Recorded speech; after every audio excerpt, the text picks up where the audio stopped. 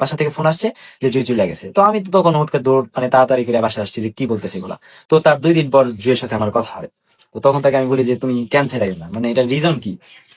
তো তখন সে বলতেছিল যে আমি জানি না, মানে তার প্রত্যেকটা কথার একটা জবাবই আমি জানি না। তো আচ্ছা ঠিক আছে, জানো না থাকো, সমস্যা নেই, সুখে লাগি তো গেছো থাকো। তো এরকম ভাবে অনেক কথাই বলা হয়। তারপর হচ্ছে সে তার কিছুদিন পর আবার ফিরে আসতে চায় আমার কাছে, আমি আনি। আনার পর 2 মাস যাইতে না যাইতে আবার ও আবার চলে যায়, আবার চলে যায়। তারপর তো আমার পরিবার আমার উপর অনেক ক্ষিপ্ত যে তোর জন্য এরকম হইতেছে, তুই কেন বারবার আনতেছিস, ও যাইতেছে যাক, চলে যাক, একবারে যাক।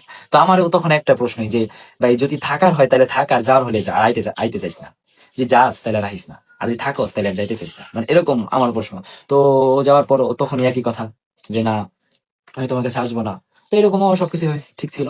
তার 15 দিনের মাথায় সে আবার মানে আসতে চায়, তাই আবার আনা হয়।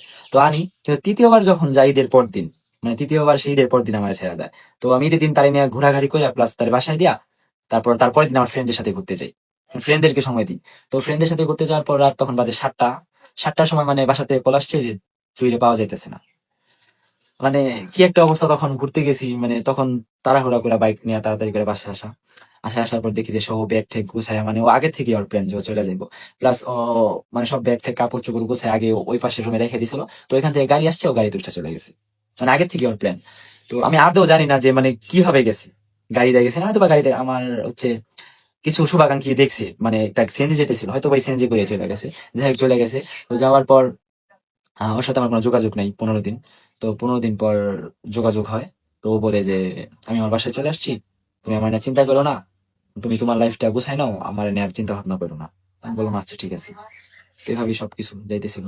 যাওয়ার পর তার আরো 15 দিন পর সে আবারও মেসেজ দিছে যে আমি তোমার ছাড়া থাকতে পারছি না, নেকামি কান্না যারে বলে আর কি, কান্না করতেছে যে আমি তোমার ছাড়া থাকতে পারবো না, আমার নিয়ে যাও প্লিজ। তো আমি তো তখন তার আনবো না, কেন আনবো না, কারণ একটা মানুষ 8 মাসের মাথায় যদি 3বার চলে যায়, তার যদি আবার আনি, সে আবার যাবো না তার কোনো গ্যারান্টি আছে? সে তো আবারও চলে যাবো, আমি তার পাশে অলওয়েজ আছি, এই কারণে সে আমার ছেড়ে ছেড়ে চলে যায়। যখন একটা বাচ্চা হবে, বেবি হবে, প্লাস আমি যখন বাইরে চলে যাবো, তখন যদি আমার ছেড়ে চলে যায়, তখন কি উপায় হইব? আসলে এটার উপর ভিত্তি করে তারে আনা হয় না, মানে তারে আমি আনি না। তারপর তার কিছুদিনের মাথায় সে ডিভোর্স লেটার পাঠায়। মানে আমি ফ্রেন্ডের সাথে বাইক দিয়ে ঘুরতেছিলাম, মানে ফোন আসছে যে আপনার একটা চিঠি আসছে, নিয়ে যান। তো আমি যাই, আমি তখন বুঝতে পারছি যে হয়তো বা ডিভোর্স লেটার। যাই, যখন মানে ডিভোর্স পেপারটা হাতে পাই, আমি মানে বললে তো বিশ্বাস করবেন না, কিংবা বলে বোঝানো যাবে না, মানে আমার এত পরিমাণ খারাপ লাগছে, প্লাস আমি কান্না করে দিছি ভাইয়ের সামনে যে কি করলো এটা, ওই না আসতে চাইলো, দেন আবার কেন ডিভোর্স দিল।